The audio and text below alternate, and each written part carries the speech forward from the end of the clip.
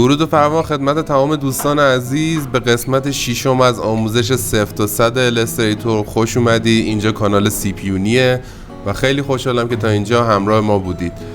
لطفاً برای حمایت از من شیر، لایک، سابسکرایب یادتون نره، خیلی به من کمک میکنه و باعث میشه من برای ضبط ویدیوهای جدید کلی انرژی بگیرم. خب بریم سراغ آموزش امروزمون در مورد اینه که ما چه کارهایی میتونیم روی آبجکت هامون یا آرت ورک هامون انجام بدیم. به تمام آبجکت هایی که ما داخل آرت بوردمون میاریم، یعنی این مربع سفیدی که میبینید این وسط بهش میگن آرت بورد، و آبجکت هایی که داخلش اد میکنیم مثل رکتانگل، الیپس و چیزایی که جلسه پیش بهتون آموزش دادم بهش میگن آرت ورک. خب بریم ببینیم چه کارهایی میتونیم روی این آرت بورد ها و آرت ورک ها انجام بدیم. اولین کاری که میکنیم روی آرت بوردمون کلیک میکنیم با این سلکشن تولزی که اینجا میبینید.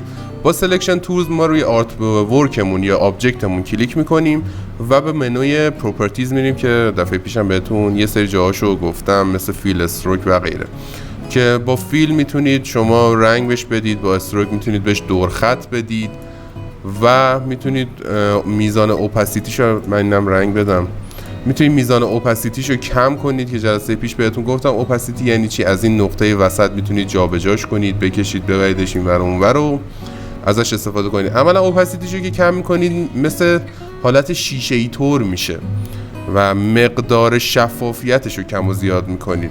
الان اگه من اوپاسیتیشو 100 کنم شما هیچی از پشتش نمیبینید، ولی وقتی اوپاسیتیش میاد پایین‌تر، حالا مثلا الان میذارم رو 24 برفرض مثلا، میبینید که 24% اوپاسیتی داره، یعنی حدودا میشه گفت 76% اوپاسیتیش کم شده، شفافتر شده و میتونید اینجا استفادهش کنید.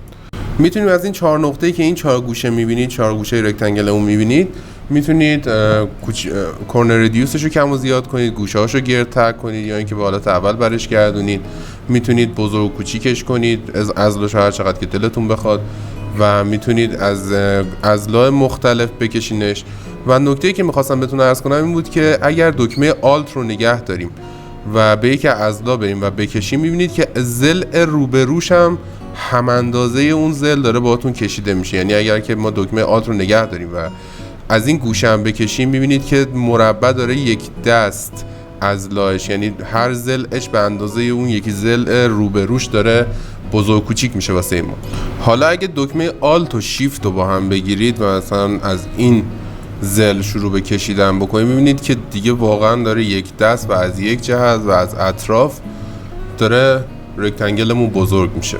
خب بریم سراغ کپی پیست کردن، کات کردن آبجکت هامون یا آرت ورکمون. اگر شما به فرض مثلا این آبجکت رو در نظر بگیرید، ما میتونیم با کنترل C، با دکمه ترکیبی کنترل C میتونیم کپیش کنیم، با کنترل V پیستش کنیم. البته پیست کردن میاد مرکز آرت ورکتون وقتی که آرت ورکتون تو زوم نباشه.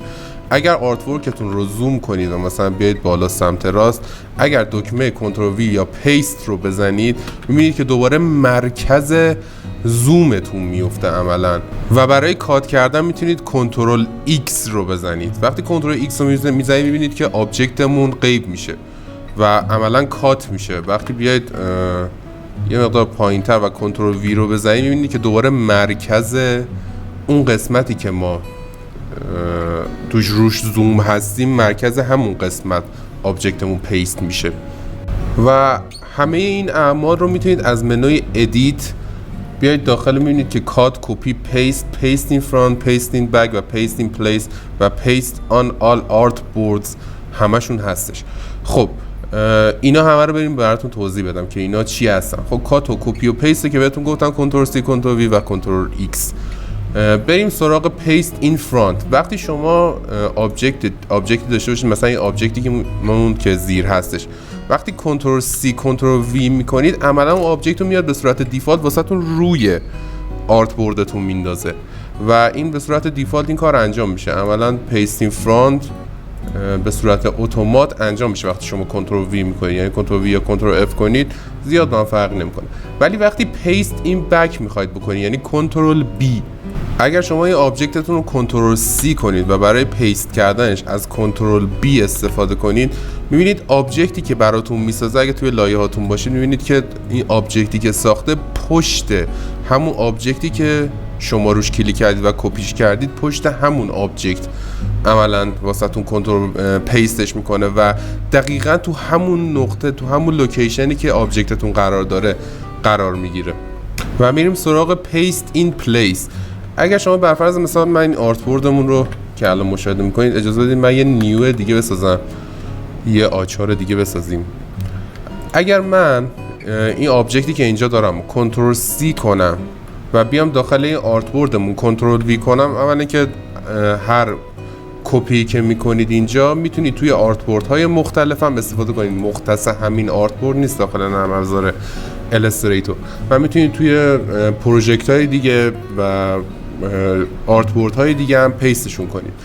وقتی شما کنترل V میکنید آبجکتتون رو اینجا میبینید که میاد تو مرکز آرت بوردمون اون آبجکت رو قرار میده وقتی کنترل V میکنید. ولی وقتی اینکه کنترل C میکنید و از این قسمت میایید میخواید پیست این پلیسش کنید، وقتی وارد این آرت بوردتون میشید ادیت رو میزنید و پیست این پلیس میکنید، میبینید دقیقاً تو همون نقطه‌ای قرار میگیره که تو این آرت بوردتون بوده، دقیقاً با همون لوکیشن عملاً کپی میشه و پیست میشه روی این آرت بوردتون. من اگر یه پروژه جدید من بسازم همین آچار و تعداد آرت بورداشو مثلا بکنم 5 تا آرت بورد و کرییت رو بزنم، ببینید که الان ما یه پروژه جدید وا کردیم و 5 تا آرت بورد داخلش هستش.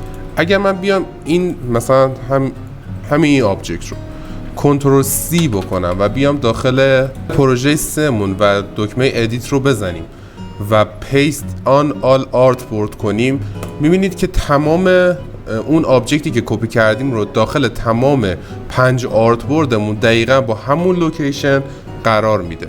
خب تا همینجا برای این جلسه کافیه و امروز یاد گرفتیم که چجوری میتونیم آبجکت های مختلف رو تغییر سایز بدیم به نحوهای مختلف و اینکه یاد گرفتیم چجوری کپی کات پیست کنیم و توی آرت بوردهای دیگه تو همون لوکیشن قرارشون بدیم. و ممنون از اینکه تا اینجا همراه ما بودید. شاید وقتی ازتون نگیره ولی دکمه سابسکرایب زدن، لایک کردن و شیر کردن میتونه کمک خیلی بزرگی به من و به کانال من بکنه. و تا درودی دیگر همتون رو به خدای بزرگ میسپارم. خدا نگهدارتون. I wanna be the greatest. Everybody on the fake shit. I look around and feel like everybody is the fakest. I make this every day and I'm impatient, hoping one day I blow up from the basement. Statement, the top is so vacant. I don't hear shit that I think is amazing. Waiting for my day when I'm playing sold out shows for 1,000 faces. Hey, give me that crown, get in my way and to be put down.